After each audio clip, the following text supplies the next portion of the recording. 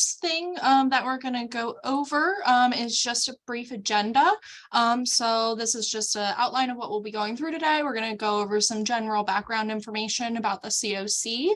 We're going to introduce some information about the pit count. We're going to briefly go over some of the key findings from the pit last year.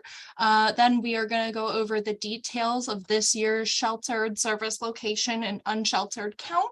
We'll be going through some preliminary volunteer assignments. Then we're going to have a presentation on outreach and engagement best practices from Renee LaFace, who is the outreach and encampment supervisor with DSAM. And then we are going to go through just some general pit survey tips.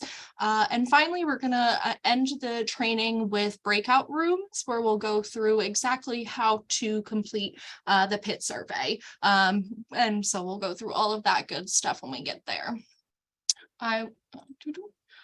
So what is the Delaware Continuum of Care? We are a community-based collaborative that ensures a responsive, just and fair approach to homelessness and housing, and strives to achieve housing for all. I always mess that up every time. We maintain a cross-sector membership of 200 individuals and organizations statewide, and we're one of the largest funders of homeless assistance services in the state. COCs across the country work to intervene at every level and every instance of homelessness to quickly rehouse households and prevent future occurrences of homelessness, with the ultimate goal of ending homelessness for everyone.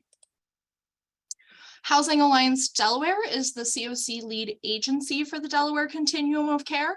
And what that means is that we are responsible for the planning and administration of COC activities on behalf of the Delaware Continuum of Care. We're also responsible for ensuring that all activities satisfy the requirements, rules, and regulations of the Department of Housing and Urban Development. That includes planning and executing the point in time count every year. And below, we just have our contact information. So that is the COC lead team's information there. It has me, the COC program manager, Felicia Lawrence, who is our COC program specialist, and Sophie Constagna, who is our engagement coordinator. So what is the point in time count? The pit count is a statewide census of people experiencing homelessness that provides an annual snapshot of the need within Delaware's homeless response system. It is completed during the last 10 days in January every year, where COCs must survey everyone within their geography experiencing literal homelessness. So literal homelessness includes people who are sleeping in unsheltered locations, so outdoors, in cars, in other places not meant for human habitation. It also includes people who are staying in emergency shelters, emergency hotel, motel rooms, and homeless dedicated transitional housing.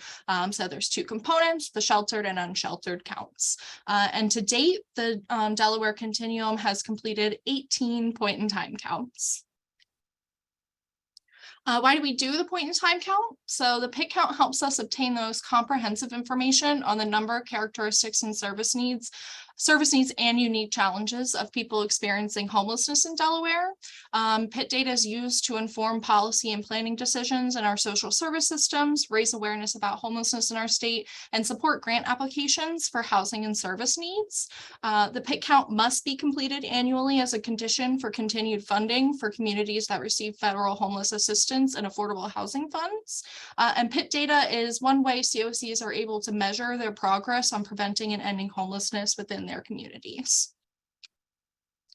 Some key findings from the 2022 point in time count that I think highlight the purpose of the PIT from the last slide are what we have up here. So last year we saw the number of people experiencing homelessness during the PIT more than double.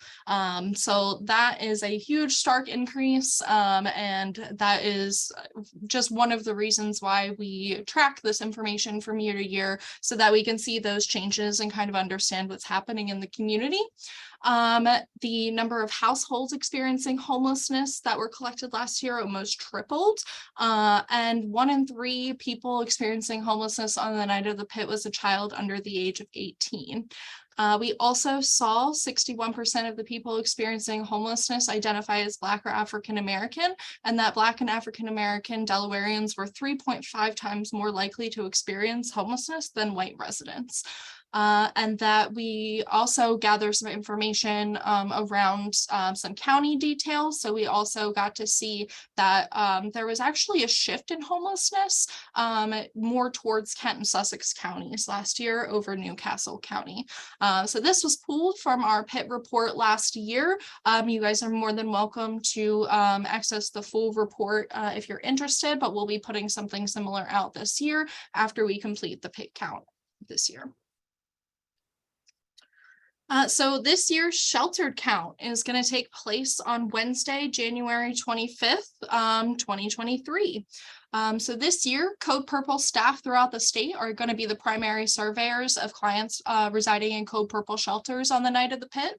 And volunteers are only going to be assigned to those sites that are requesting assistance with surveying. Arrival to Code Purple sites can be anywhere between 6 to 8 p.m. depending on the program, and that specific site and arrival time information will be provided when we send out your guys' final volunteer assignments.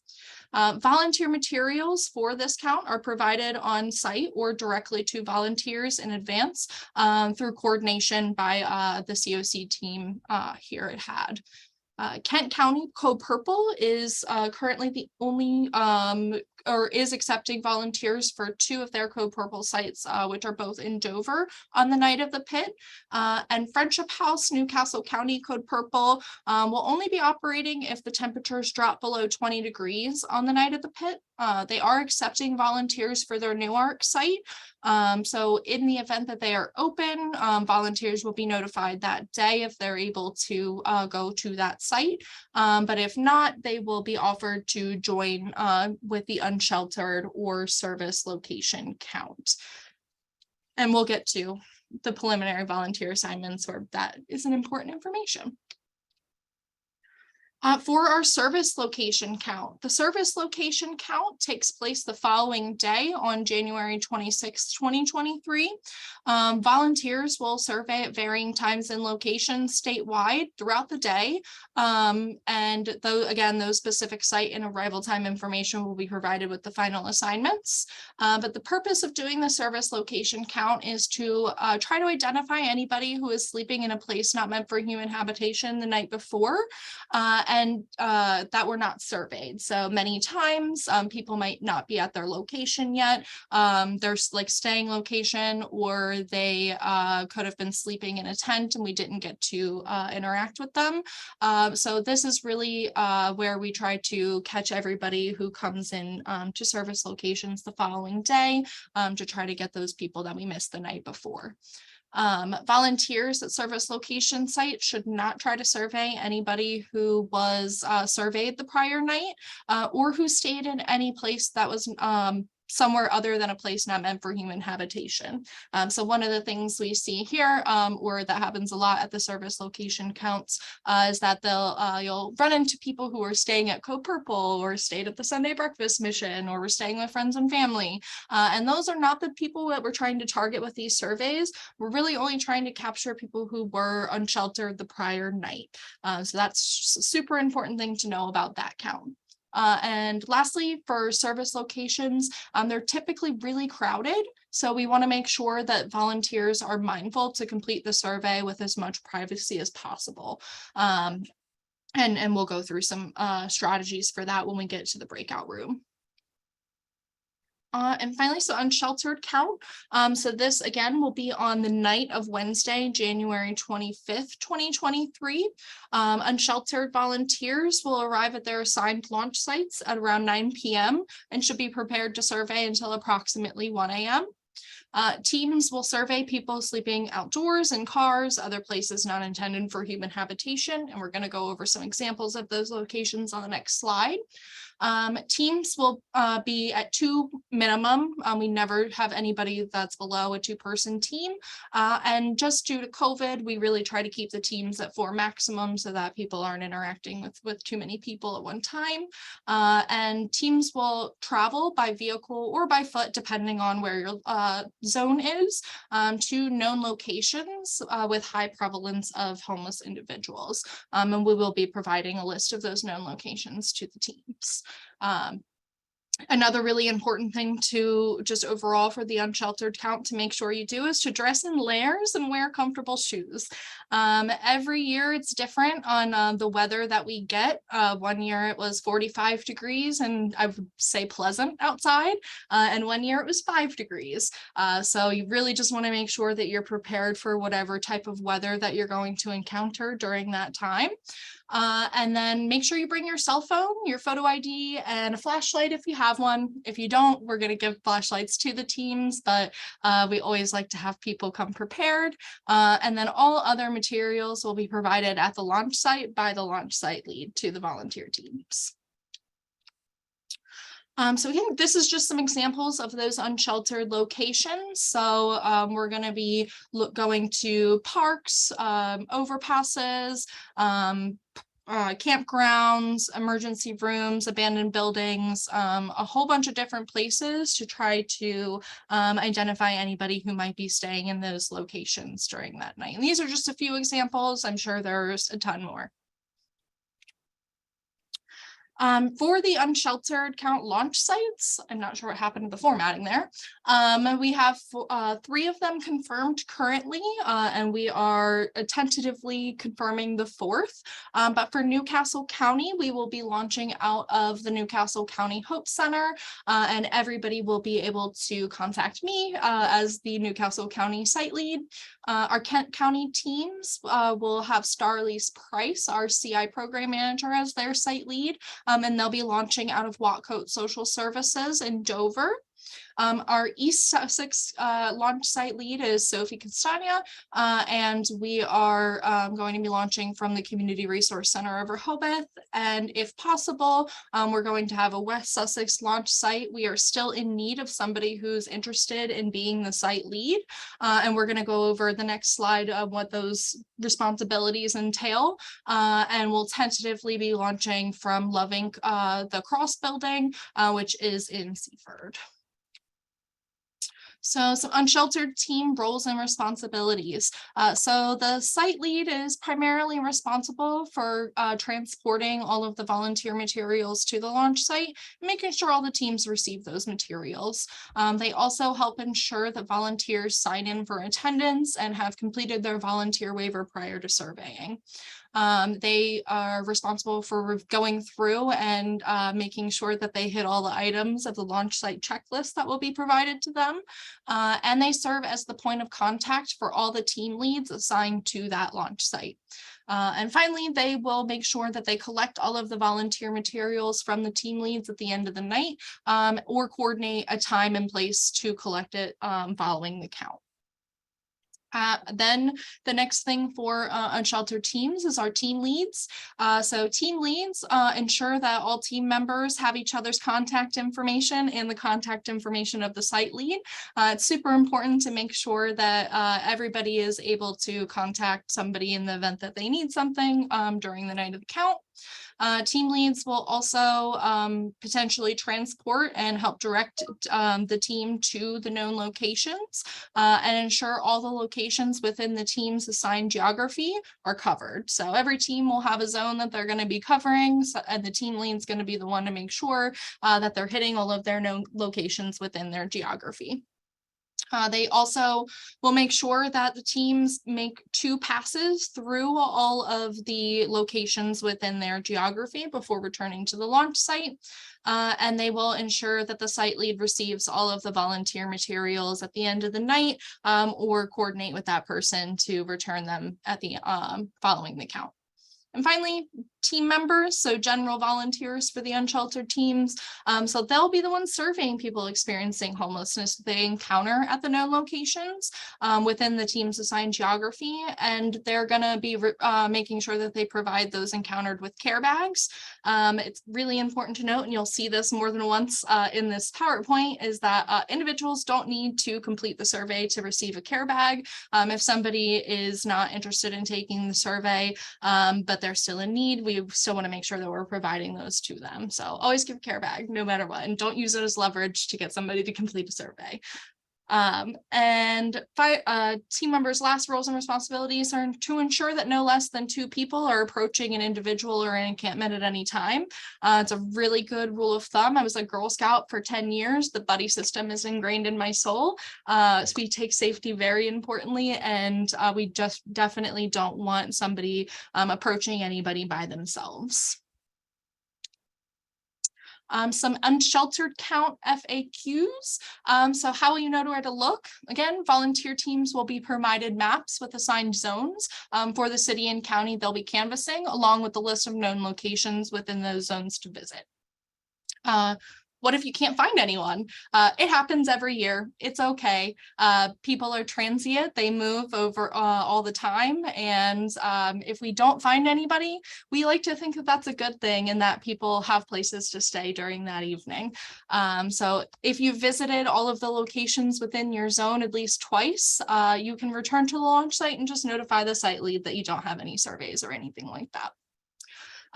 What if I know a location that isn't listed on our map?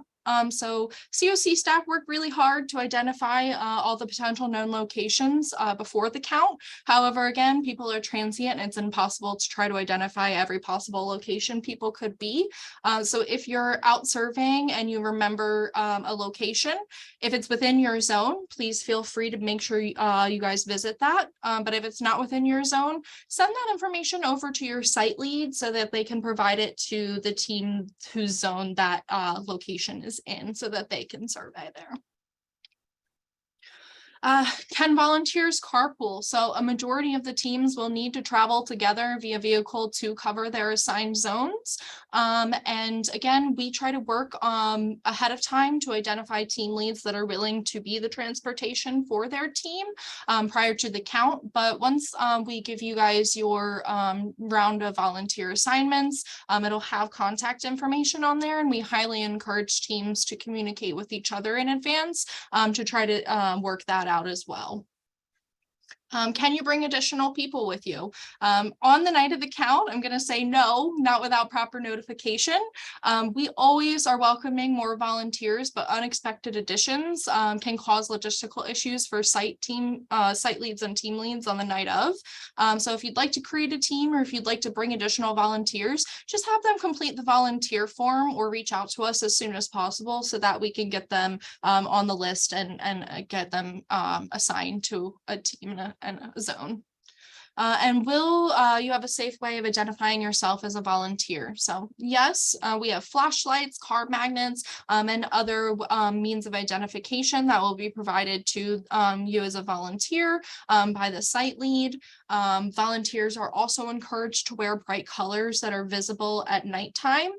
So that way you're very clearly able to be seen and you're not blending in with anybody's background.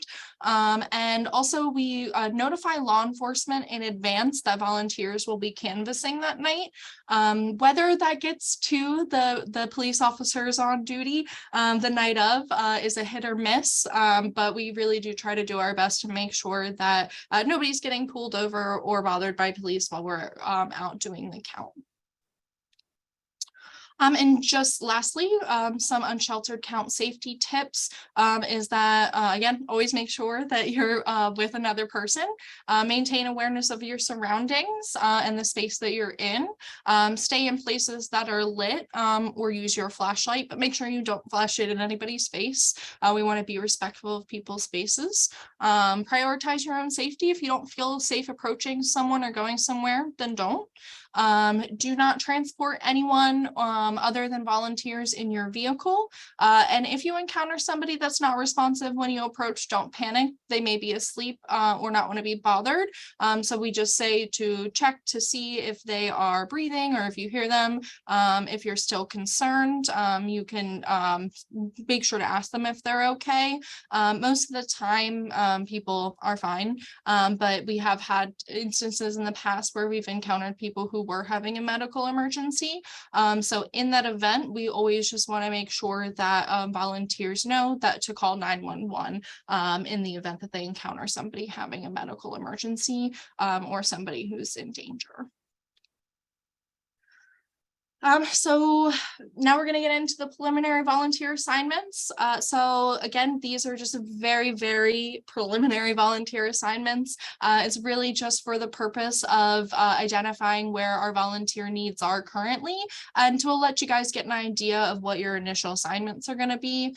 They're not final, and they will most likely change prior to your final assignment. So today we're going to go through it very briefly.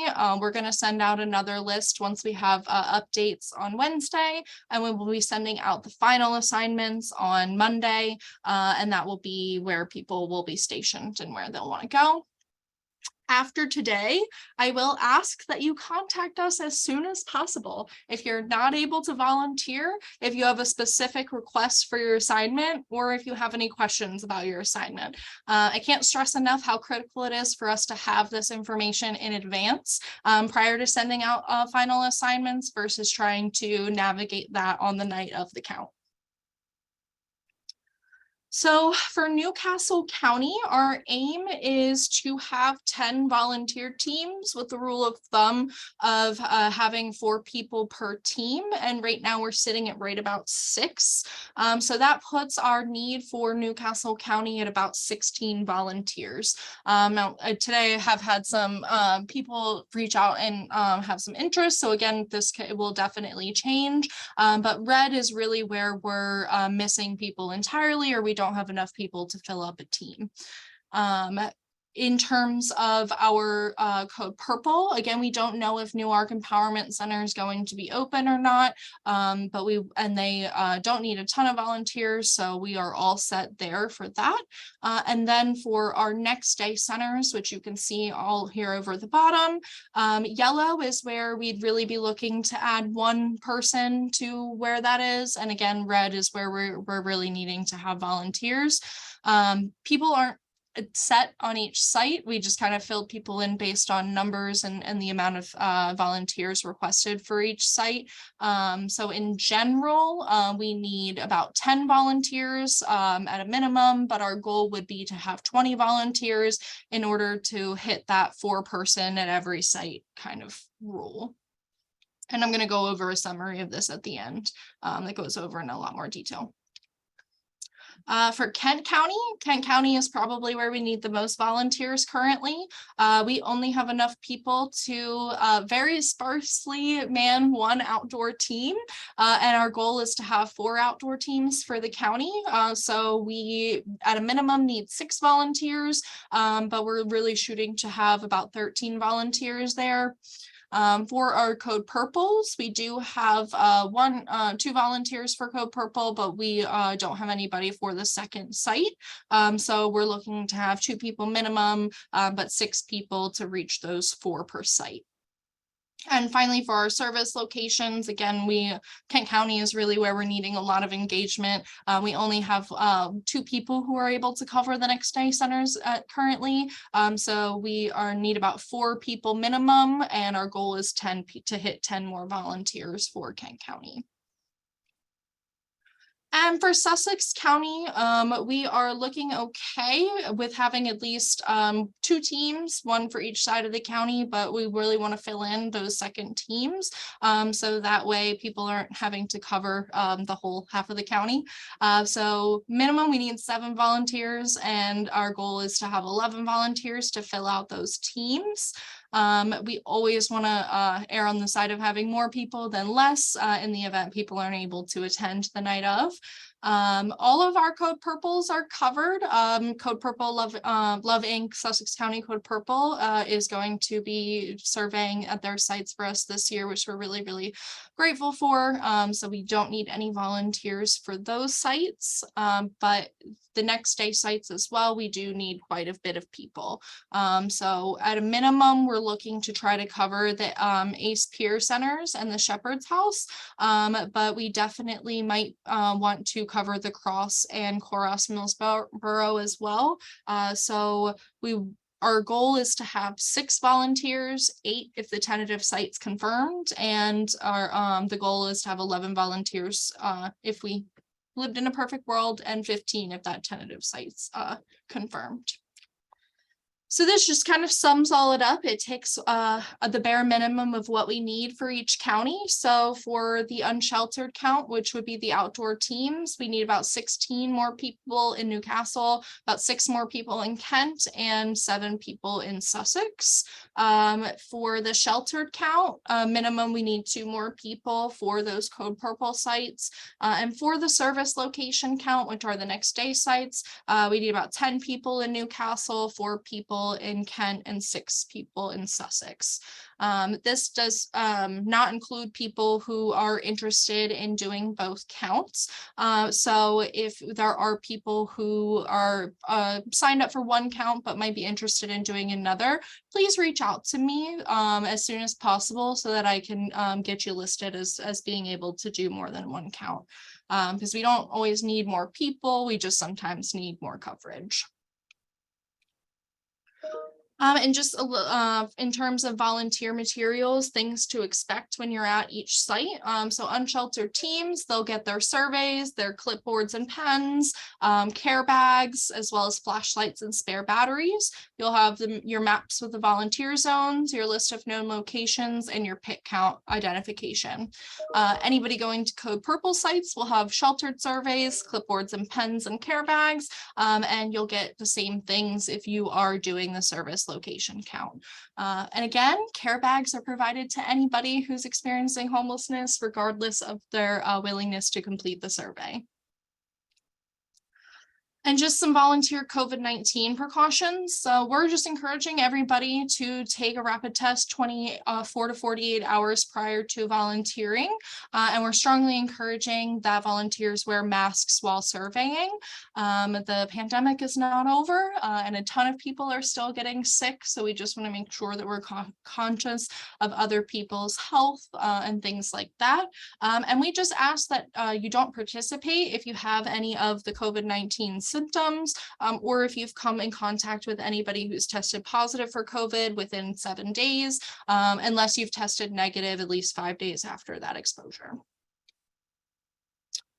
And just the next steps for volunteers before I pass it on over to Renee to talk about some outreach and engagement best practices would be to fill out the volunteer form. So if you didn't see your name on the preliminary assignments and you're planning to participate, please complete that sign up form so that we can track your participation and make sure we get you assigned to the correct area. Complete the volunteer waiver. So volunteer waivers are required prior to participating, and completing them in advance saves a lot of time during the count. We will have paper versions available at the launch sites, but if we can get them in advance, we really prefer to, and those can all go to Sophie. Contact again the COC lead team as soon as possible. I don't know if I can reiterate this enough. If you are no longer able to volunteer, if you have any specific requests or if you have any questions, getting all of that information in advance is very, very helpful. To review the volunteer training. So we're going to be sending the recording and all of the training materials out in advance, and they'll also be available on the Pit Count webpage. And finally, spread the word.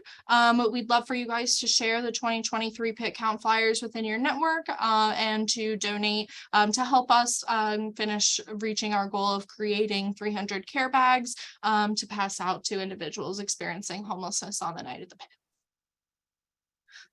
And that's it. I'm gonna stop sharing. We're gonna pass it on over to Renee for her piece. Hello. I am going to share my screen. Let's see.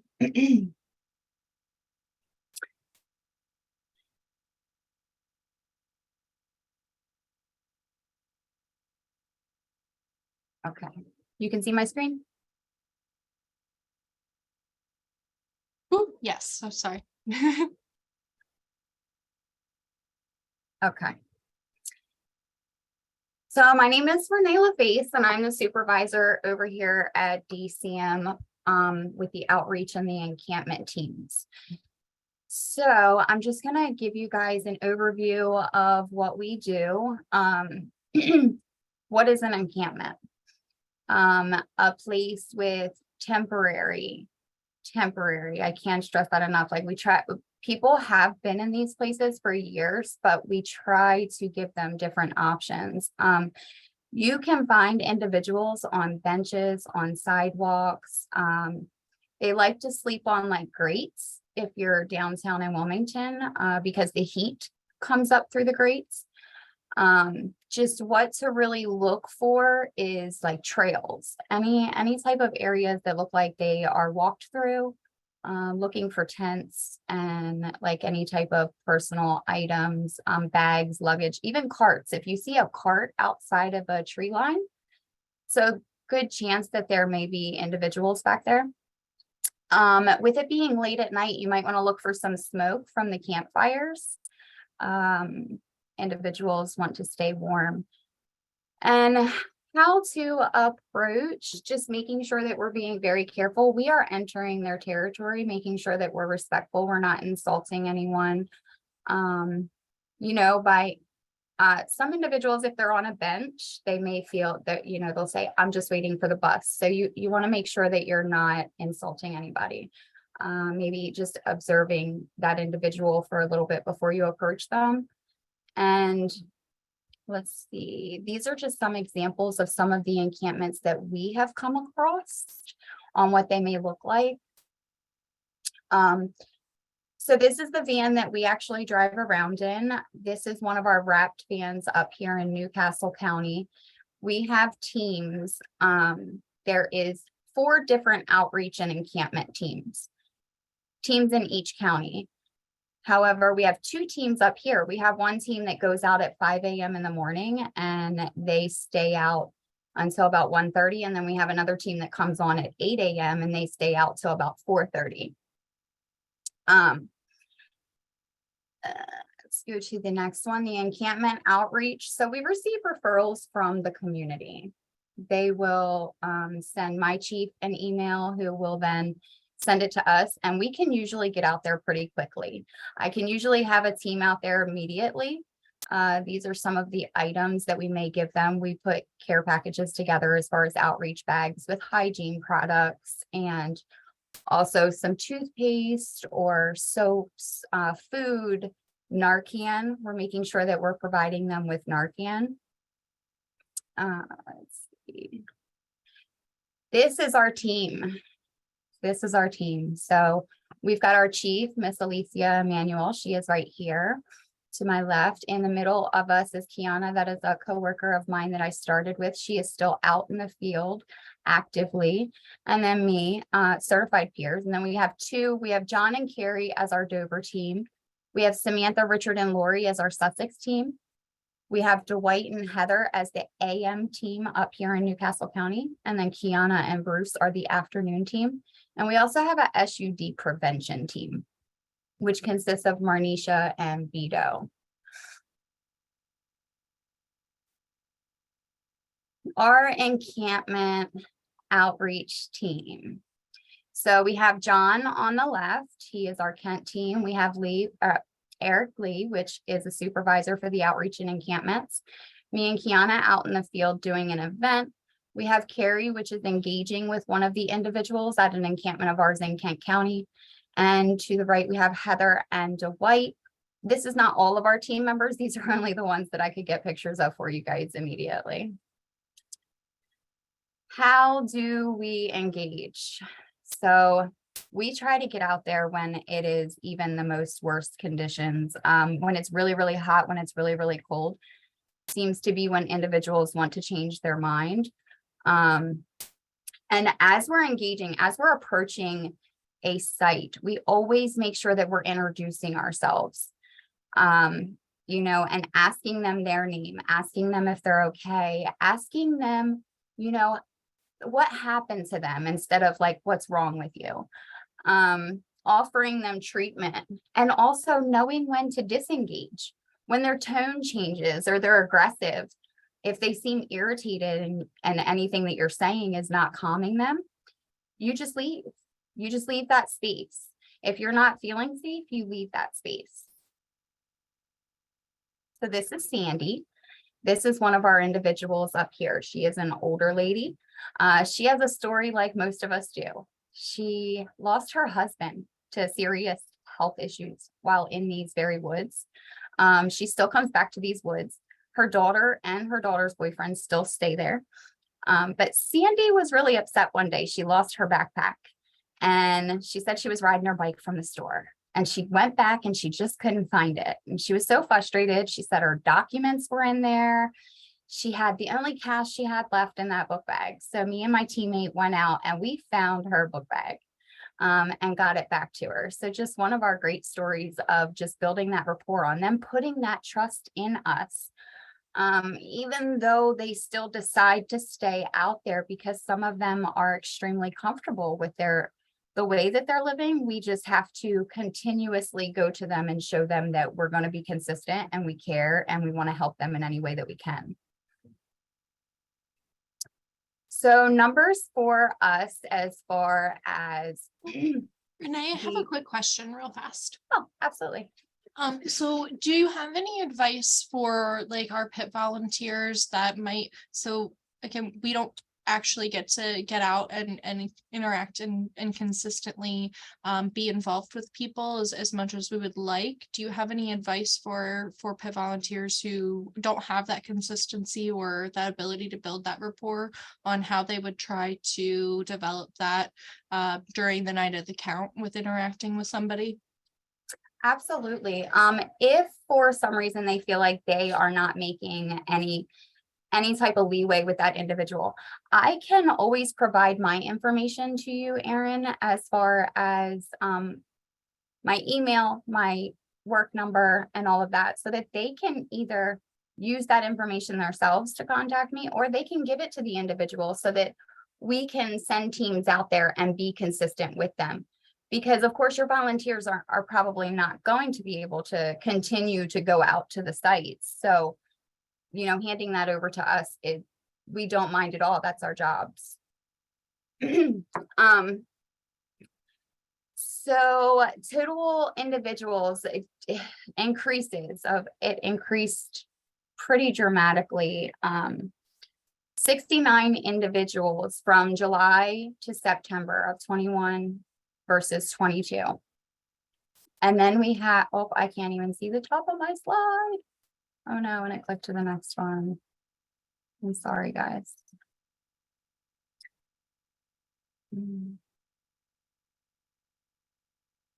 Okay, these are the encampments, I believe, the encampments that we visited. So July, August, September.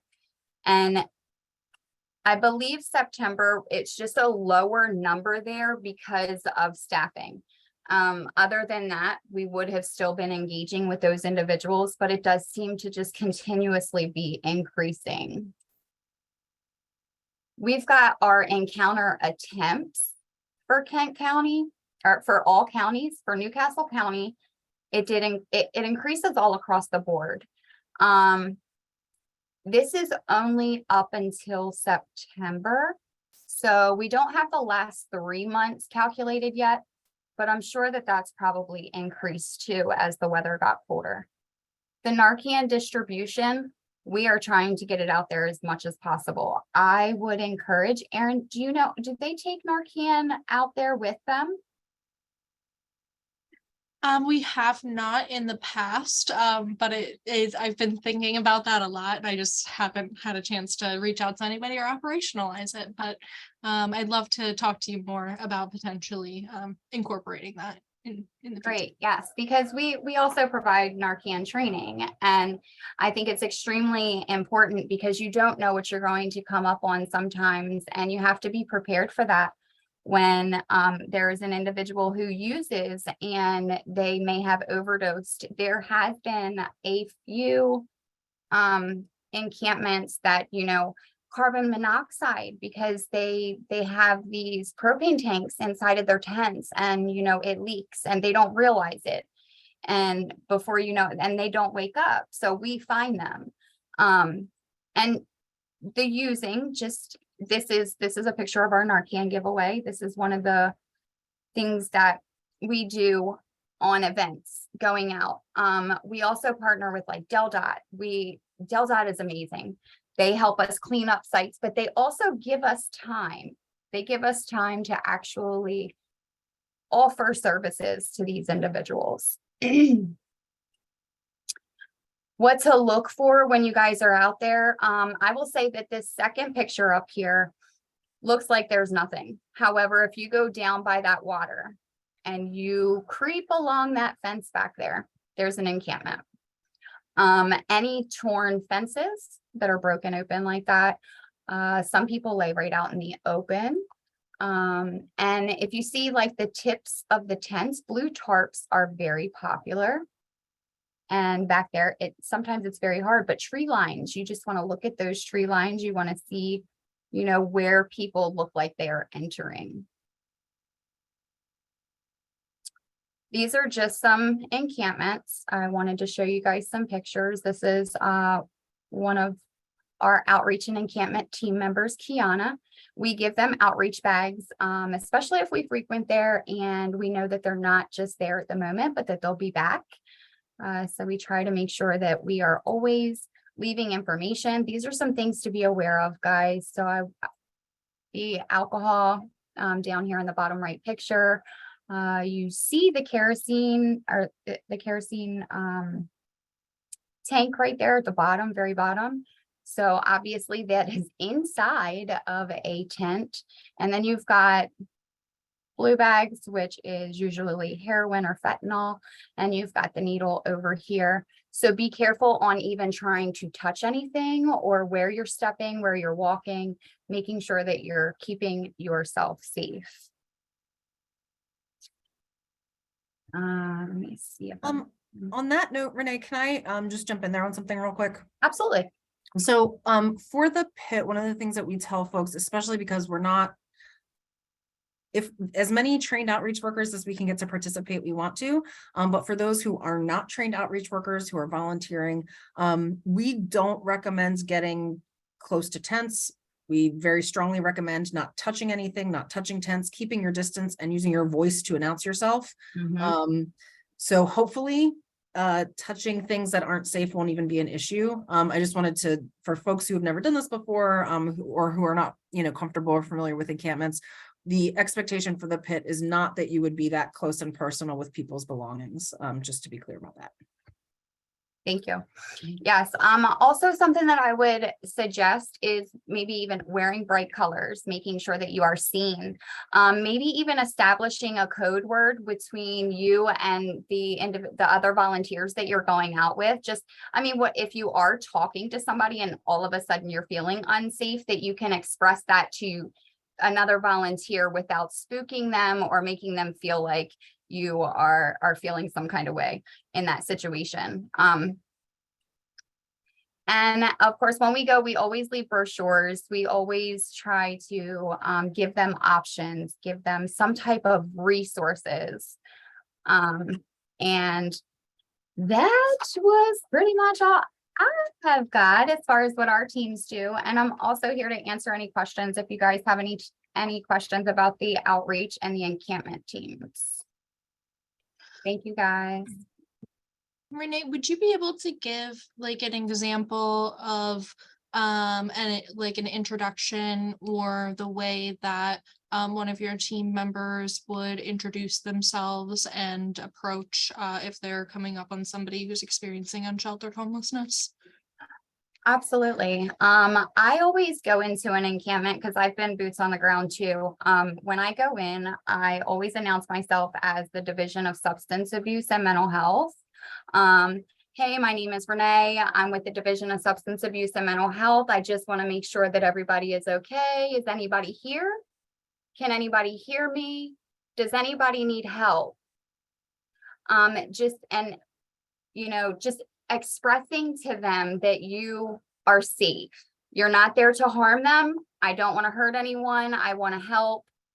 Asking them their name, engaging with them, and maybe even sharing some type of experience that you have, like just to come down to their level some, because we don't want to make them feel less than. And do you have any examples of like some times or some signs to look out for of when you should be disengaging? Or like that would precurse some like a situation that starts to become unsafe that we would want volunteers to remove themselves from that situation, like kind of maybe signs to look out for or strategies to disengage during that time? Absolutely. So these individuals are, a lot of them suffer from something, and some of them mental health. So, not, some of them don't know how to communicate, but you want to be careful of their tone. If it starts feeling like it's getting aggressive, they start cursing at you, they're telling you to leave. We want to back away. We don't want to irritate them anymore. We don't want to escalate a situation. Bowling of the fists, you can see certain things. You can see if they're, turning redder in the face, if they're clenching their jaws, if they're feeling like their posture, all of that, take that all into consideration. Even their eyes, just on if they are focusing, if they're actually focusing on you and talking to you, if they start getting erratic and they're starting to look around like they're panicked because they're not feeling safe. Making sure that you're just backing away so that they don't think that you're going to hurt them. And I just wanted to add real quick too. I think one of the things, and we'll talk about this in the breakout room, but if people say they aren't and don't want to talk to you, that's fine. So I just want to reiterate that at this point, because you were talking about backing away, noticing if someone's agitated. The goal is to disengage before that happens, hopefully. So if someone's not interested in talking to you, they don't want to, they say, no, I don't want to answer questions. I hate that stupid survey, whatever they, that's fine. Say, thank you so much. Appreciate it. Here's a care bag and move on. We are in no way interested in trying to force people to talk to us. And along those lines, we had a question in the chat.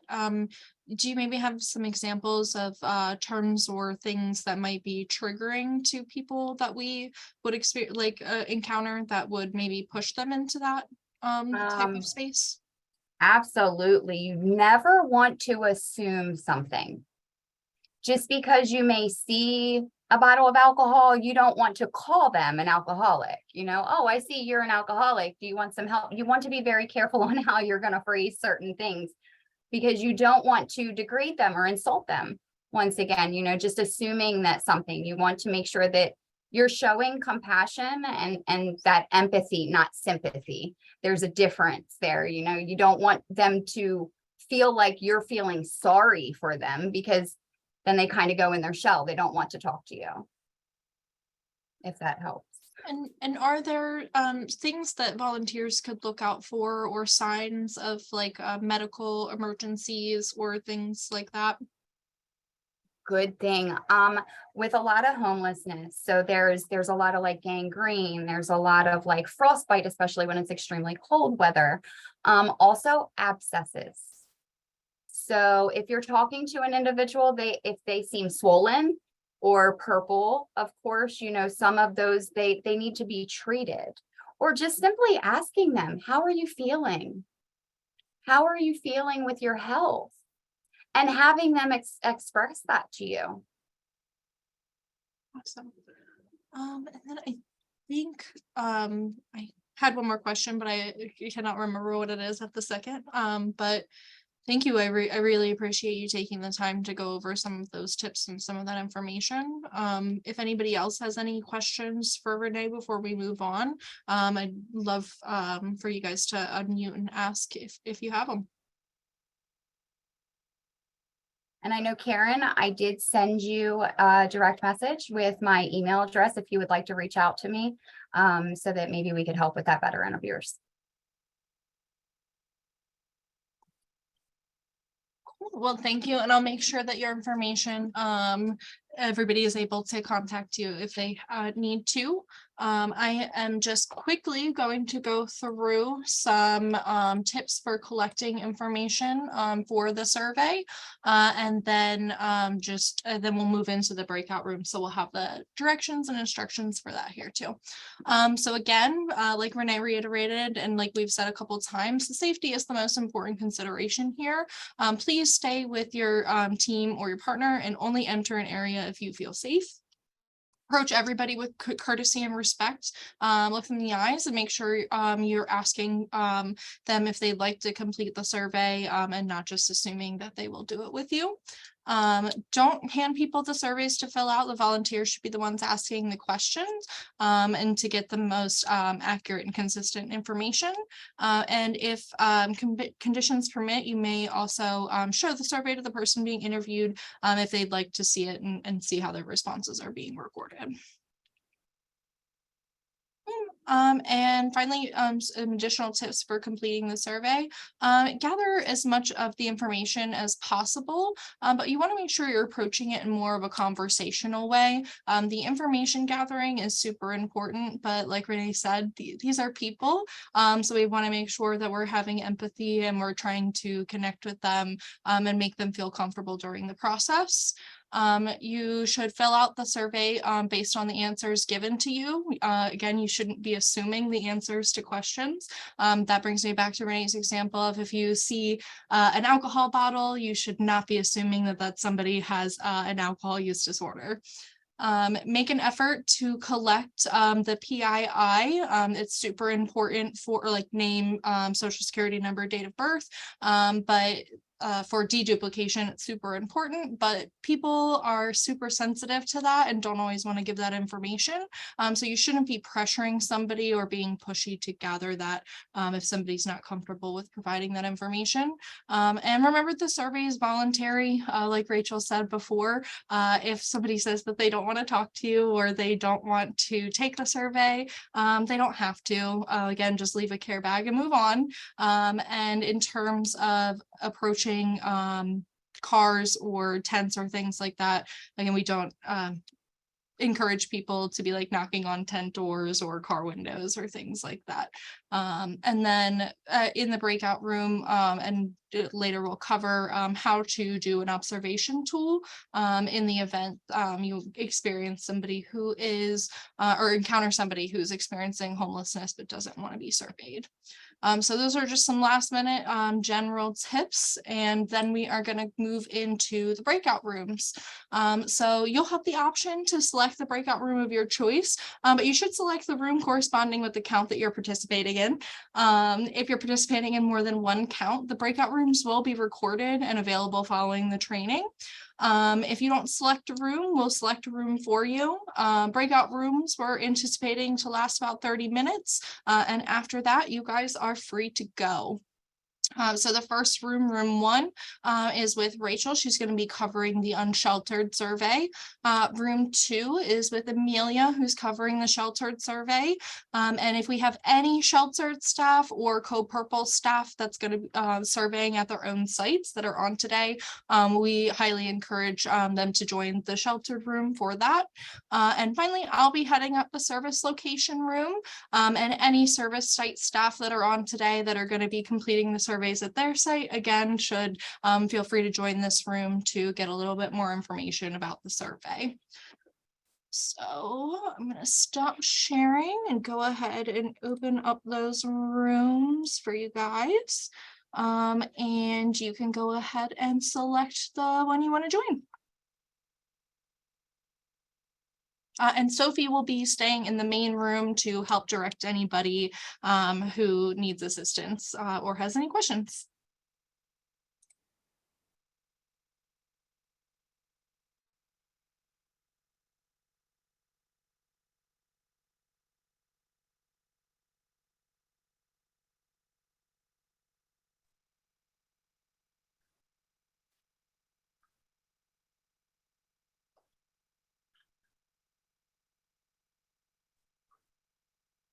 I do have a question about which breakout room I should go into. Sure. So I was interested to go in with Star Price in Milford. So I'm not sure. It's the BCCS Milford. That'll be a service location. Okay, so that would be breakout room 1. The way that it shows up on my screen is that, okay, Natasha says 1. Um, it doesn't show up as numbers on mine. That's weird. So I don't know the answer to that. On mine, it's showing up as, it just says service locations. Okay. If you click on breakout rooms, what shows up for you? Unsheltered count, sheltered count, and service locations. Okay, so yeah, the service locations, the third one. Okay, thank Yep. you so much. Perfect. Yep, you're welcome. I have a question. Mhm. This is my first time doing this, so I'm not quite sure. I want to stay in Newcastle County because I don't want to go downstate because it is my first time. So I think I probably want to stay up near this area. So where should I go? In terms of a breakout room or in terms of the night of the point in time count? Well, in terms of a breakout room, I mean, what do you think would best be where I should be at in order to do this? I'm not uncomfortable dealing with the homeless because Mhm. I, for years, have taken things down and Well, donated. one thing I'll say for the sheltered count for Newcastle County, it may or may not happen. We don't need a lot of people to sign up for that one. So if you're planning to do Newcastle County, I'd say don't bother with the sheltered count. Okay. Because if it is, it'll just be that one place in Newark and it may or may not be open depending on the weather. So it would be either unsheltered or service. Service location is the following day at at St. Pat's in Wilmington, or a Horizon House on Maryland Avenue in Wilmington, or a library. So it's kind of up to you at this point, which one you're more interested in. Unsheltered count would be the night before, the night of the 25th, going outside.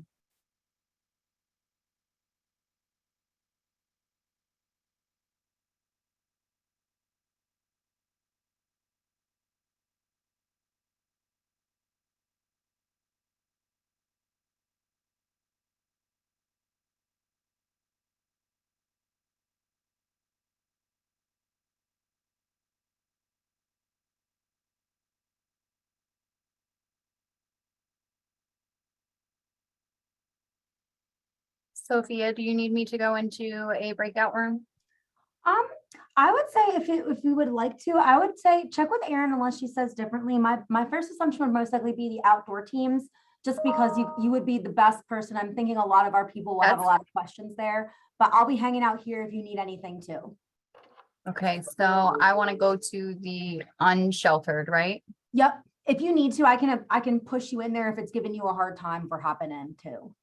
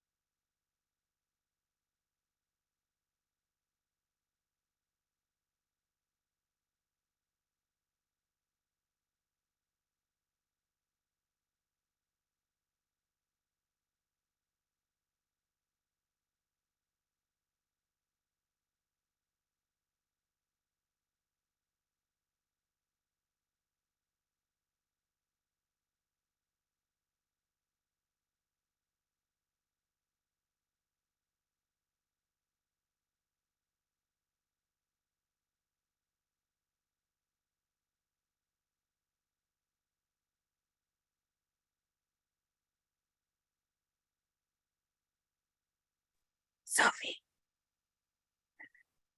Hi. Hey, I'm not sure who Shelby is, but I think because I just left the breakout room, everyone, whatever. I just put her in the waiting room. Okay. So were we supposed to come back here? I was peeing real quick before I this. don't. No, we're not. I don't think, so. right? I've Okay, been so hanging that's out number here one. just. Number I think two, Aaron said just I leave. swear to God, I forgot to record, but listen, just listen. I forgot to record for the first like 5 minutes. Then I remembered to record and I wasn't able to. I'll be honest though, I don't know. I kept mine recording the whole time while I was in here. I mean, I just turned my camera off because there was nobody else in, but so maybe I figured, I don't know. So maybe that'll help. I don't know if maybe because this has been Oh, recording. why don't you stop it? Oh, no, I get what you're trying to say. I don't know. I didn't pause it or I didn't stop it on my, like it's still going now. I can pause it. Yeah. But No, I'm no. keeping it going on this end just in case. Okay. If that will do. So yeah, I something think with I it. think it's now just a truism that Rachel should not do breakout rooms if we want them to be recorded. But like I tried to, it said I didn't have permission. I think it's because of the. Yeah, like had it as a potential option, but then it wouldn't let me do it. It says, please ask host to give you permission. I don't know. So that it might not have been recorded is all I'm saying. I'm Amelia, just thank you putting for all the these rem- people in a waiting room. If they pop in, I'm just putting them in the waiting rooms. You yeah, could, I could don't- you couldn't record either, could you, Amelia? Do we just not I could enable not it? record. Yeah, so it had never I been, cannot. I think you have to enable a special thing or you have to make people co-hosts for them to be allowed to record or something. So it was a Zoom setting issue. Yes. Yeah. I did not get to record. Sonia had some great questions, which I'm really, Who? Sonia had good Oh, questions, yeah. so at least keep the room going, Are those donations? which we don't Yes, have. thank you so much. I'll drop them off to Erin in a minute. Oh, thank you. Who's here with donations? I can't see that. I'm sorry, I'm in the meeting. We just Oh. got, I just Amazon dropped off package. more Amazon stuff. I'm gonna go drop these off to Erin in a minute. But you were saying Sonia had good questions? So she had very good, somebody in this call was like, oh, so this is CMIS data entry, right? And I was like, yeah, I don't know who's talking, because my camera happened to also freeze, and I was like, I have no idea who said that, but yes. These were meant to match CMIS data, but obviously no work off of the survey, not what you usually do for CMIS, because we ask for extra information here. Oh, that's Um, good. That's bringing it all Sonia was back. asking about households, in the situation of Code Purple, it's like, what if a child is usually in the family, but not at the Code Purple? You don't include the child then. Yeah, that's good. I brought up, like, make sure these people don't fall asleep and like try to keep their attention so that they keep, talking to you instead of having someone fall asleep in front of you. Yeah. That happened my first year. So I was talking to him and he fell asleep. But yeah, unfortunately I could not record. I was gonna say, should I stop mine right now then on this end? Am I okay Might with as well. that? Okay, I can pause. I'll pause